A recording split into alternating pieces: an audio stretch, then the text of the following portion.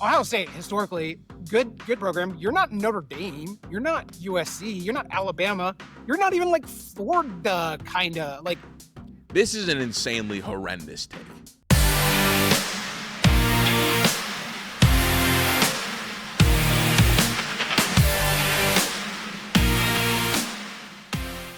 All right, I saw this. I saw a clip from Juck. Somebody tagged me and it said, "Go watch this." I've been listening to it. Didn't want to record the whole thing. I know they did a Purdue recap, but they're starting to talk about Ohio State, so I want to get into it. I do want to bring this up. This is hilarious, yo. Juck, I was enjoying your podcast until you showed you're not at all ball knowers as you claimed. Go take a closer look at some college football history, my man. Ohio State is at lowest, the number 2 program in college football history. So I'm excited, man. I'm excited to hear what they say about Ohio State, because it's like let's see how Indiana media is feeling about the game on Saturday. Scrimmage, the athletes on the edge, and Ohio State fans are going to be in for a rude awakening, thinking we've got 5 stars, we've got nobody. We got talent too. And I think that's a big difference coming into this game is where we're going to be able to actually match up and be equal or better at every of these position groups in those battles that'll come next week. Closing the equal or better in every unit next week. Book on the Purdue game, because you're right, by Purdue, but about Indiana, 2026. The stars, the young players showed out in that game. Like, it was fun to see Alberto Mendoza come in. Of course, I'd like to see him pass more than he's passing, but he does. You don't run up the score by passing when you can just run the ball. He gets that huge RPO. He keeps the ball. He runs down 56 yards, I believe. Kobe Martin comes in, and then Davion Chandler is fast as hell. Another kid out of Lawrence North. Hopefully, there's another receiver in the next class that's looking at that. It is one of those things that Indiana, to your point, has done so good on the transfer market, but to see these young players developing, like Johnny, like he's that shouldn't bug me. I don't know why it does. Transfer market, transfer portal. He's held his own. Like, that's Absolutely good for the offensive line. He's going to be a starter next year, and then you can supplement around those guys. Like, it's hard to project out 2026. Yeah. We'll talk about it in the offseason, but I have to check myself and go, there's no reason for me to think they're not going to be good. Yeah, I think I think we definitely have a floor. People wanted to be like, let's see him do it again next year. Kurt Stingley's built the floor. This is an established fact now that I want every Ohio State fan, every Penn State fan, every Michigan fan, every Oregon fan, every USC fan, I guess. You might not be feeling a certain way, but the traditional fans of powerhouse football programs, you spent every Saturday for decades. Optically, guys, this is messing with me. I'm enjoying listening to it. I think the quality sounds good. I think the mics sound good, and it's cool. I mean, it doesn't sound bad or anything. It looks kind of clear. It looks like this probably was shot in Riverside. No, I heard them say it earlier. It was shot in Riverside, but how big he is versus how little he is throwing me off. And it's somebody's camera looks tilted, so it's creating a little slant optical illusion. Talking about each other and being part of the good old boys club. Indiana's we're here now. We're there. We busted through the door. We're not leaving. You're going to have to deal with us. And we are annoying. At least he's self-aware. It's funny because I feel the clips that I saw and what I've seen so far, there's definitely a level of arrogance that these two have when it comes to Indiana. And I think that's good. I think that for the media space in the Big Ten, there needs to be more podcasts that champion their teams as loud instead of acknowledge themselves as the punching bag of whatever league. I do think it's going to be annoying at first, but I do think a lot of podcasts and a lot of fans are going to naturally be a year behind Signetti and kind of inherit the personality that he showed a year ago. A year ago, Chris Signetti got on a microphone and said, everybody sucks. Ohio State sucks. Michigan sucks. They all suck. And what that is him going so far one way for his own reasoning, but what it allows is hey, look, my coach talks like that. It also gives me credence to have a heightened level of arrogance and confidence when I talk about my football team. So I'm going to do that, and then I'm going to do that on a microphone. This is the best. Everybody's look at these Indiana fans. Just going further. And that's how SEC voices got so loud. It's when everybody around my program is telling me how tough something is, and it creates this echo chamber, and you hear a level of confidence about your team and about your conference that is false, but if you tell yourself something over and over and over again, you end up believing it. And so I feel like this is kind of what's happened with Signetti in the Indiana space. Now, I haven't watched a ton of Indiana pods, but I have heard a lot of Indiana fans talk about, oh yeah, like they expect to beat Ryan Day and Ohio State, like they expect it, and whether they believe it or not, we'll see in our post game series. But given the confidence that these two are showing, I think that naturally, like if Ohio State does win, which I'm not saying they will, that'll be for the preview episode, Tyler and I, that I'll absolutely have to do a reaction video to see kind of the stance and the change in personality over the course of time. You win a few games, you're coming out of nowhere. You're damn right we're coming out of nowhere. We're coming out of the woodwork. We've been sitting around waiting around for basketball season, reading about Nike Elite AAU tournaments for decades. No, now we actually get to come here and talk about Smash Mouth football. We're coming for you. We are coming for you. I want to give credit. College Football Reddit was like, Signetti won his 12-0 first time. Indiana before Signetti had like 0 or 1 9-win season, and they might never have a 9-win season again under Signetti. Hey guys, just real quick, make sure you continue to like and sub. It really helps us. We crossed over 6K, hoping to get over 7K. And then additionally, make sure you check out the description. We do have a Discord link in there, and we're going to have the link to their video down there below. So make sure you just show some support. Cool Riverside feature, I believe, the switching back and forth between shots instead of just like the two static side by sides. Again, I like it, and I've thought about the idea of moving over just so you don't have to stare at me and Tyler together for the whole time and give some static to it. Basically implying like because they're just going to win 10, 11, and 12 for the rest of the time. Which Signetti said after the game, I think it was when I'm 80 years old, I'll take time to reflect. Well, you know what that means? There's 15 more seasons of Coach Signetti is how I read that. And I think we're going to jump a lot of, we're going to not be even, we're close to the most losing program when he's done. And hopefully we have a few national championships to hang when he's done. No, Tim, you're exactly right. Tim, let's turn the Indiana winning a national championship would force a lot of these big media companies and a lot of these places that cover college athletics to completely alter the way they view the sport. I think honestly, like if Michigan wasn't Michigan the way they want it, like in terms of like name brandness, you would have had to do it then too. But if Indiana wins a national title in the first 5 years of Signetti, it's gonna shatter a lot of people's worldview on what the sport is. And one of those people I'm referring to is probably Brooks Austin. So I'm excited to see. But obviously, like big Ohio State guy, I think that we're watching a dynasty unfold. And maybe Signetti picked the worst time to enter this level because it doesn't feel as wide. It's not as wide open as it may feel. Page a little bit and talk about Ohio State win over Michigan. The first quarter, I started laughing. I was like, here we go. I was ready for it. The interception, Jordan Marshall's like 35-yard run. First play of the game. The big house is rocking. It was they're trying so hard to play Mr. Brightside at every timeout just to keep the energy going. Like I was ready for it too, but then Bryce Underwood not ready, not really. That's the thing that I think. So I said, and it was clipped, and this is what's being found is if Julian Sayin didn't get pressure against Michigan, who Michigan is a blitz team, and they have a lot of pressure. Then I'm very concerned that Indiana doesn't have a chance to win against Ohio State. Well, guess what? Julian Sayin was not touched. Like he was like, pressure against Michigan, who Michigan is a blitz team, and they have a lot of pressure. Then I'm very concerned that Indiana doesn't have a chance to win against Ohio State. Well, guess what? Julian Sayin was not touched. Like he was like making crafts in the backfield, like waiting for Carnell Tate and Jeremiah Smith to break open. It is true. We'll talk a little bit more about specifically Indiana Ohio State's matchup later. But there were some things that I saw that gave me encouragement that Indiana can probably do some other things, and those things are on the offensive side of the ball against Ohio State's defense. Ohio State's defense is very good. Sure.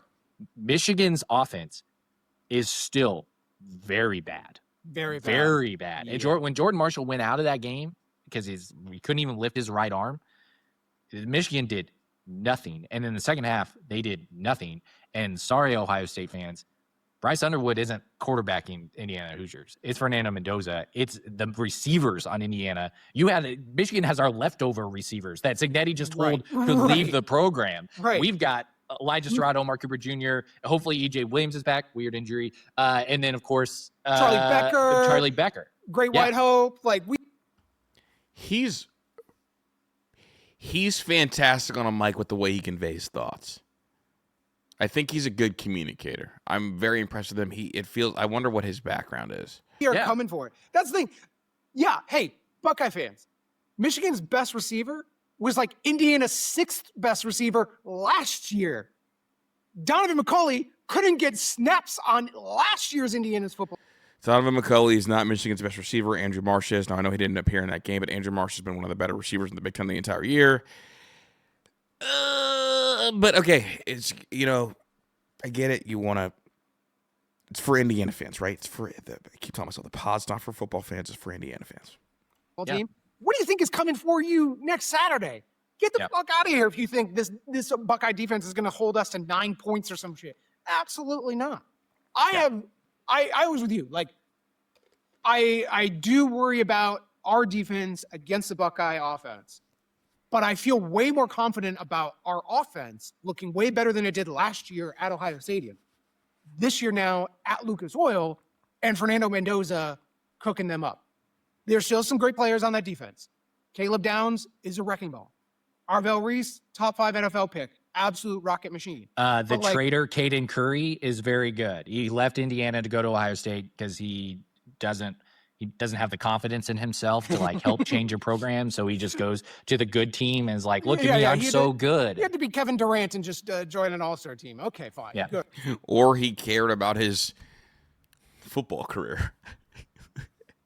Yeah, go enjoy it. Have fun. But Caden Curry is Kevin Durant. Kevin Durant finds which is giving him the chance to win the title, and he goes and does it. He looked at the Tom Allen team and was like, that team's never going to do it, so I'm going to go win the title. Meanwhile, Indiana is just taking, as Pat Coogan said, FCS transfers, James Madison transfers, all these misfits and putting them together. And arguably, according to ESPN FPI, are favorites in this game. Meanwhile, Caden Curry's up there with just a name. I believe it's like 50.4% to 49.6% ESPN FPI. And then I was talking to Sam on College Football about that. We have a video either out now or it's going to come out. And he said that distance has something to do with it. And the FPI does really like Indiana, which is understandable. Face. He could have been a star here. Yeah. So listen, we got you're right. It's they lose me a little bit because it's like I'm not sure if they're trying to do troll and the tongue in cheek stuff, or if they're just two guys having fun, which is probably what it is. The Indiana offense is going to be easily the best offense Ohio State will play this year. Like, think about this. Who is the best offense Ohio State has played against? Illinois, I guess. It's not Washington. It's not Penn State with a backup quarterback. I legitimately think it's Illinois, and our offense is like 10x what the Illinois offense is. So I have no problem. We'll talk. Is he going to not bring up? Not saying that Texas is some elite offense, but to not bring up Texas here feels a little disingenuous. But we're hanging out. We're posted up in the whatever. Talk gambling lines when we get out. What I'm going to be searching for is Indiana team total points. Indiana's going to score 24 points, I think, at a minimum this game. And that would be the most. Write that down. 24. I guess I gotta tell more people to leave a comment. How many points do you guys think Indiana scores against Ohio State? Is my comment. Most the Ohio State defense given up because there's that famous they've given up 16. Yeah. So the question will be, right? Can Indiana's defense hold Ohio State to 24 or less? And I think that's very possible. Indiana's defense has shown a really good job of getting pressure in a non-traditional way. That the best way, college football in particular, and even NFL teams, if you can get pressure with just rushing your straight up 4 guys down and dropping the other 7 back in coverage, that's the best way to win. Yeah, I won't deny that. But Indiana does an extremely good job of simulated pressures with blitzing linebackers. We've seen Bones Jones get tons of sacks, Aiden Fisher get tons of sacks and pressure. And so my question will be, can Ohio State's offense protect Julian saying the same way they were able to do against Michigan and Wink Martindale, pretty good defensive coordinator. Okay. Don't get it twisted. I know that they're probably going to get killed by Ohio State fans in the comments for some of the level of arrogance. He doesn't believe that Indiana's going to win. He's trying to convince himself and his co-host that they're going to win. That's what this is. He's trying to convince himself that Indiana's going to win this game. And look, Indiana might not need it, but he doesn't believe it because I think he's still likely in the traumatized era of Indiana football, but he's trying to convince himself that he's not. But maybe a little bit different here. So if that comes through, I think Indiana's got an extremely good chance to win.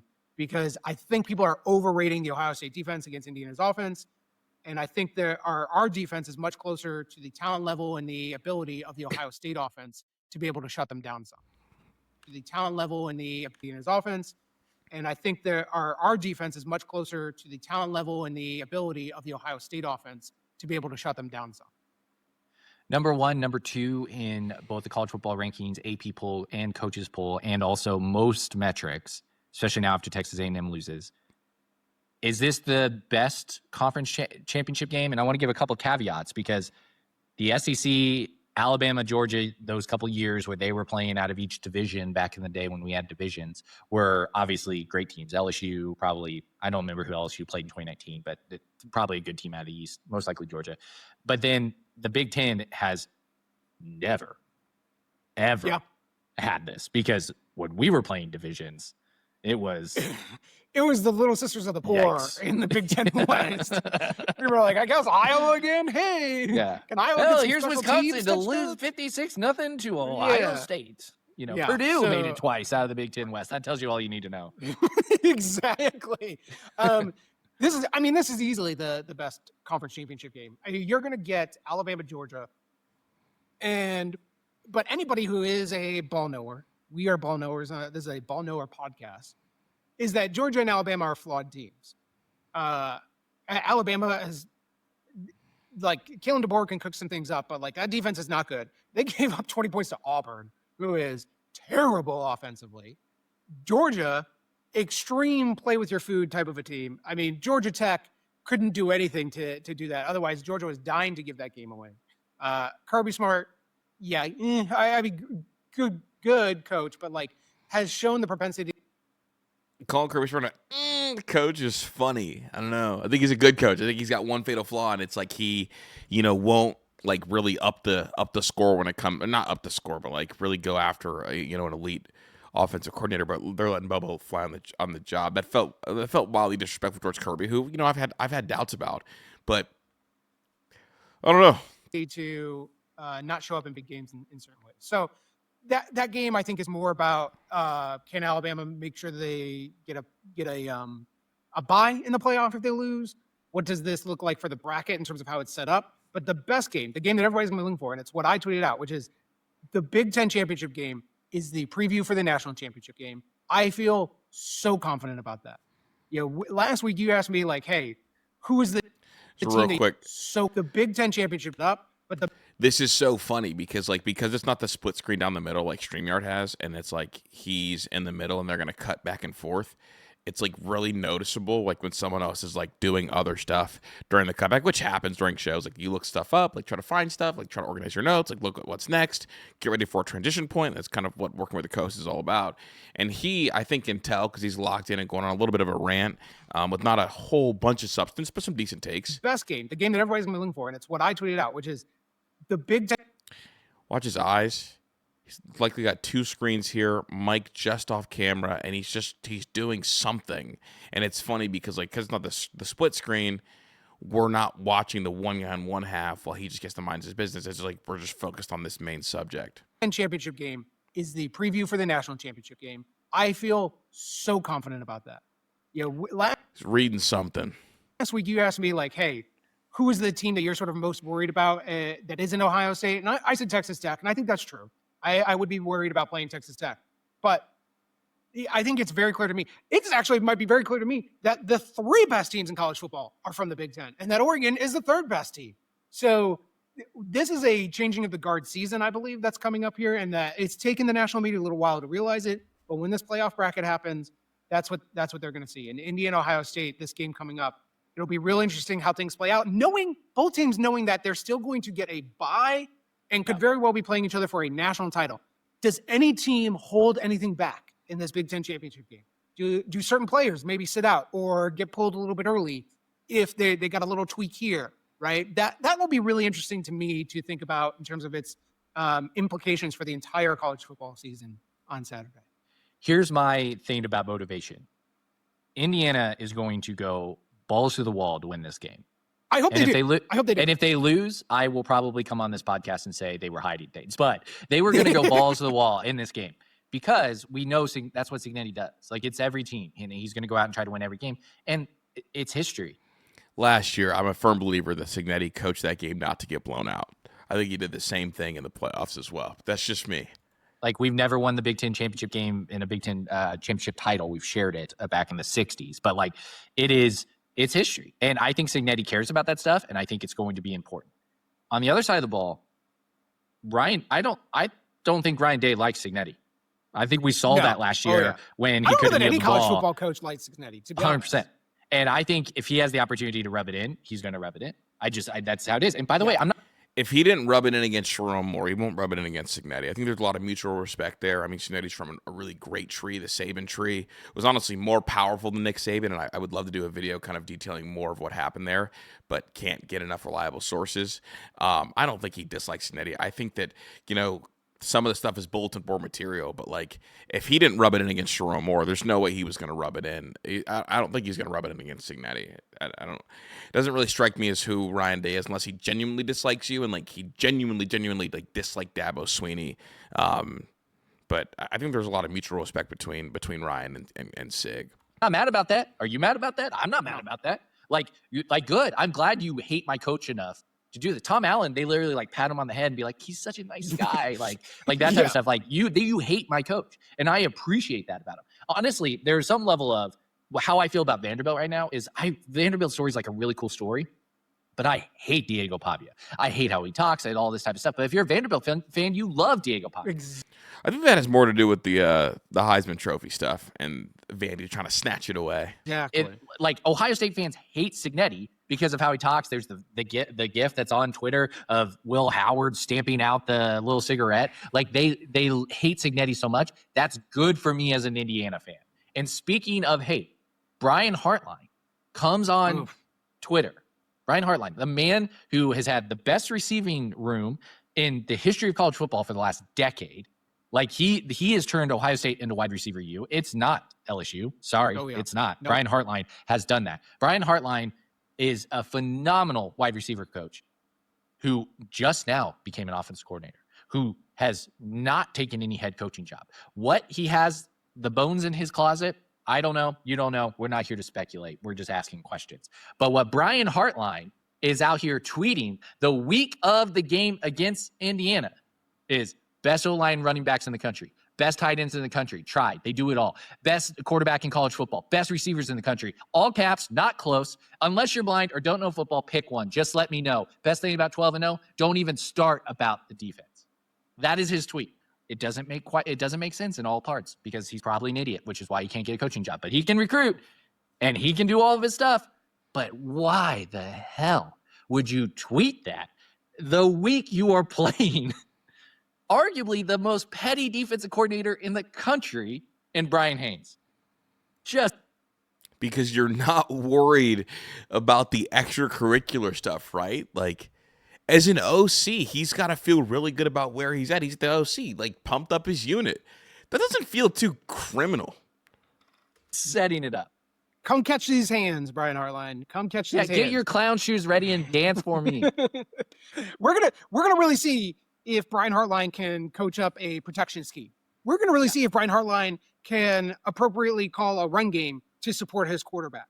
We're gonna see if Brian Hartline can coordinate an offense to win titles and not just beat fucking Bryce Underwood or Damon Williams at Washington or back up against Penn State in a broken team. Like Malik Washington and Maryland. So, maybe he can, but please be real, Brian Hartline. Please be real right now. You do have the best wide receiver in college football, Jeremiah Smith. Congratulations. Yeah. Great. Carnell Tate, awesome too. Yeah. Let's go see it against the number one graded PFF cornerback in college football, in D'Angelo Pons. Let's go see it against. Never mind. I'll save that for my preview with Tyler. A safety group that I do have my Pond is 5'9". Jeremiah Smith is 6'4". Problems with, but is absolutely going to be a ball hawk and will take the risk to nail your guy in the middle of the field. Let's see that happen. Let's see that with Julian Sayin standing back there when Aiden Fisher is barreling down on him and Bones Jones is about ready to tag team him and take his head off. Let's see what's really going to be available because the Indiana defense is going to be coming for him. They're going to be coming for him I have my doubts about their ability to be successful when all of those things are flowing right. And Brian Haynes has shown himself to, even in the biggest games against last year's team that did win the national title, the Indiana defense stood up. The Indiana defense was ready for that game at Ohio Stadium. Let's see what happens at Lucas Oil. I don't think they're like going to do well. I get it. Ohio State beat Indiana in Columbus. Fact. Beat them. Okay, but again, go rewatch that game in the game script. Like, it was Indiana making mistakes to allow that game. If Indiana would have played perfect, Ohio State still would have won that game. Yeah, but it is not as He almost lost me there for a sec. I almost lost me. Almost had to shut it off. Dominant as they like to make it out to be, especially on the offensive side of the ball. They did not move it as well against Indiana's defense at the time. Like, yes, our offense was frustrating in our play calling selection and conservative. We've unpacked big game Signetti, who has now dispelled that against Oregon, and let's see it against Ohio State in the Big Ten championship game. But our defense caused some problems for the same system. Sure, Chip Kelly was the offense coordinator back then, but they didn't change. It's been Ryan Day's system the whole time. Like, it's trust me, Brian Hartline is just the face they're putting out there. Ryan Day's making the calls. It's not Brian Hartline. Like, obviously, he's not been promoted 3 times. They've had like 3 offense coordinators since he's been there and doing his stand at receiver. He's been passed up. Like, they finally I guess we have to hire Brian Hartline. Like, that was the situation. So that's a lot of running your mouth before going up against Brian Haynes. Classifying say that you've got the number 1 whatever in the country and it's not closest running your mouth when Kurt Signetti's your coach, I find very laughable and very disingenuous. Then I keep remembering, okay, who is this podcast for? It's not for people outside the Indiana scope. It's not for them at all. It's in his defense. It is and a Brian lot of Haynes running your is mouth. noticing. He's noticing. I listen, you know who I think is really noticing? Bob Bostad. And I think Bob Bostad noticed all year, because we're kind of already doing a game preview anyway, but I don't care because I want to get these takes off. Yeah, you are definitely just doing our Thursday episode. It doesn't matter. We'll do it again on Thursday. Tune in again in 5 days where we're still talking the same shit again. Okay? Because listen, you go back, you brought it up. I want to encourage Indiana fans to go and watch 2 games. Go back and go watch that Ohio State game last year. And then I want you to watch, very importantly, the Penn State game this year. And there's big differences. Okay, Mike Kadick was on a podcast earlier this year and was talking about, hey, when we went into Ohio State, our protection schemes were all over the place. We didn't know what we were doing. I couldn't tell left from right. I couldn't hear, all those things. And that showed, right? Curtis Work was getting rocked. We got rocked when we caused a strip sack, gave up a touchdown there. It was a problem. But compare that last year's team and the protection scheme and the quarterback to this year's team for Indiana. And when, admittedly, we were facing a really good defensive line in Penn State, and it came down to a final drive to go 88 yards with the boys and score a touchdown. And what was Jim Knowles doing? Bringing the pressure from Penn State. We drive all the way down the field. Pretty good protection, actually, the entire way. The last few plays of that Penn State drive, it is Penn State bringing the house. It was nothing but one-on-one coverage from Penn State against Indiana's receivers. And Fernando Mendoza knew exactly where to go. Go look at that Urban Meyer clip where he's giddy about Fernando Mendoza. Oh, man. Breaking down a defense. I do love Fernando. That's what's coming for you, Brian Hartline in Ohio State. That's what's coming for you to the defense. Like, this team is so much more in Ohio State about Fernando. It's funny because they were doing a whole, and this is like some podcast flow issues, I think. And this dude's amped up, and he just did a whole like long thing about like Mendoza knowing where to go. But they were talking about Brian Hartline, so it makes it kind of like a rough transition point, because it's like you're talking about your offense versus Jim Knowles. But it's like, I think that the proper bridge would have been like connecting it to like, and look, Matt Patricia does this, this, and this, and Mendoza had success against it. But to like tie that drive back to like Brian Hartline, I think was a little bit of a clunky transition, personally. Not that it really matters. Not that anybody should give a fuck about my opinion. Fernando Mendoza breaking down a defense. That's what's coming for you, Brian Hartline in Ohio State. That's what's coming for you. Yeah, like Mendoza breaking down a defense is what's coming for Brian Hartline. It's just like a choppy, I guess, like segue to the defense. Like, this team is so much more well suited to take down Ohio State than it was last year. this is not. I am fascinated. Like, is the construction for Signetti like building a team built to beat Ohio State the same way we always talked about like Jim Harbaugh like building a team built to beat Ohio State, not win a national title? You know, and is it the same thing? Is it the same? You know, maybe the same thing because if you beat Ohio State, you win a national title. So what the hell am I talking about, right? Not the same group here. So like, talk all the shit you want, think about it, Buckeye fans, but this is a different monster that's coming to beat you at Lucas Oil Stadium next Saturday. We've said on the podcast all along, Ohio State might win, probably going to win, but like to act like Indiana is just going to get their doors blown off of them, to act like Indiana doesn't belong. Okay, that's fair. Indiana absolutely belongs in this game. Indiana is absolutely a top 3 to 4 team in the country. I think they're the number 2 team in the country. They are fantastic. This should be a great game. And this, honestly, you know, in my eyes, is a national title level game. I do think like Ohio State fans are naturally arrogant because, you know, they just won the Natty and really no one's even felt on the same level as them all year. And naturally, like, what makes people feel like Indiana's going to be on the same level? I think there would be a level of arrogance against Oregon because obviously, like, the way that they did Oregon in the Rose Bowl last year, there'd be the same level of arrogance this year. I think, honestly, the only team they might not be super arrogant about is Georgia, and that's because last time they played Georgia, they didn't beat them. So I think the arrogance isn't to do with, like, Indiana disrespect. It's, like, the utmost impressiveness by this Ohio State team. Because the fact of the matter is this, like, the Oregon game was supposed to be a test last year in the postseason, and it didn't end up being one because, like, we got the full version of Ryan Day. The Tennessee was supposed to be a test. Didn't end up being a test. Texas was a test, but you never felt like the game was in doubt.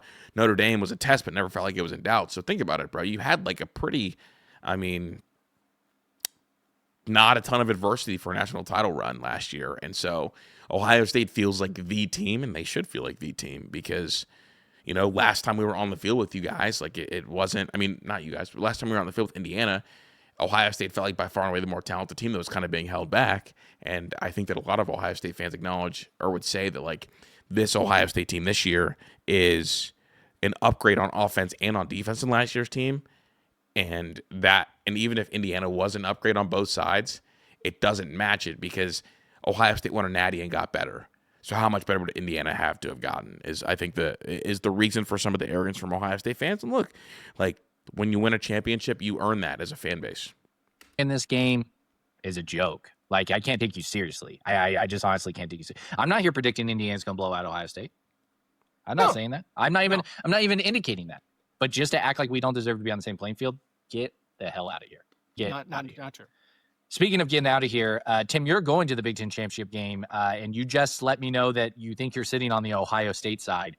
How miserable living in Indianapolis with all these Ohio people coming over. Like when I was, my family's all from Kentucky. We'd go to Kentucky, we'd go to lakes, and they called them the Ohio Navy when all the boats came down from the Ohio. The Ohio Army. Bucknut is going to be walking through the streets on Meridian.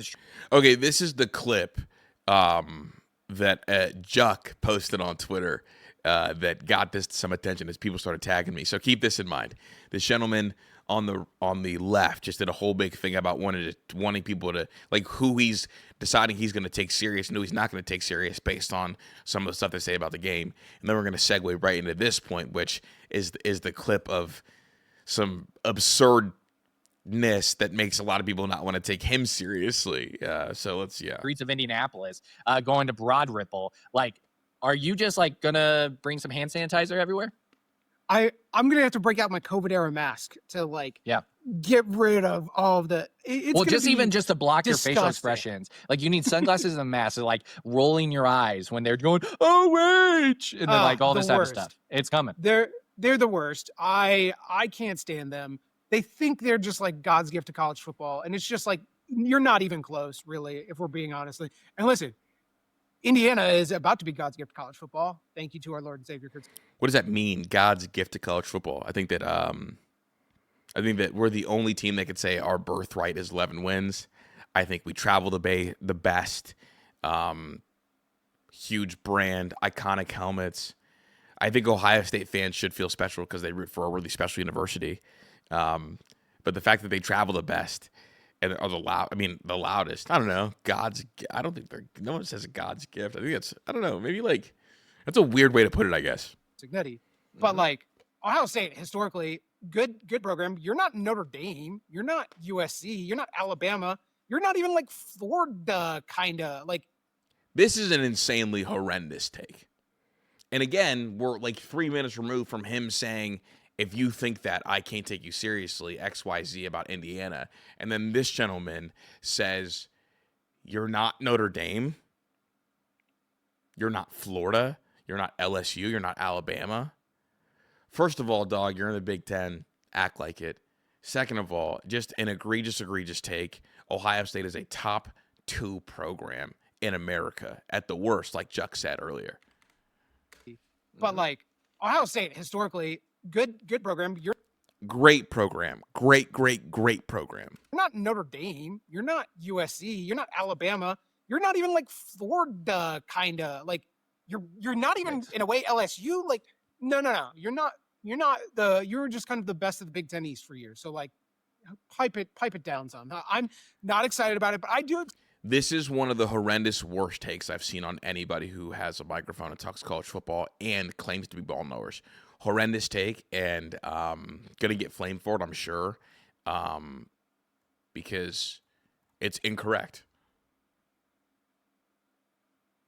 And it's either ignorant or trolling. I can't tell which. Expect that the Indiana fans are going to really show out for this game at Lucas Oil. I expect it to be probably a little bit more intermixed. I mean, listen, I bought tickets to this game months ago. I knew then that this was going to be Indiana and Ohio State, so I just picked a side. You know, it's hard to know the exact standings. I would bet the stadium is 65-35, if not 70-30, Ohio State. They're going to break out, but we'll see. I will be probably like seeing the Ohio State bench, so I'll be doing heavy scouting work, maybe a little Connor Stallions, a little relay back to the Indiana bench on some signs.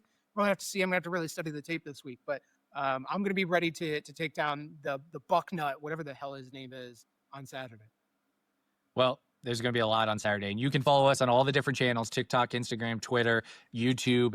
Everything is at Kirkwood and Dunn. The full thing done. An all-time not knowing ball rant from my guy on the right over here. Spelled D-U-N-N, so make sure that you do that. When we come back, we're going to talk about the national landscape and how that impacts it. Little Lane Kiffin talk. The ACC, completely chaotic. But you know what? It's fun. It's college football. That's what we got. You're listening to Kirkwood and Dunn.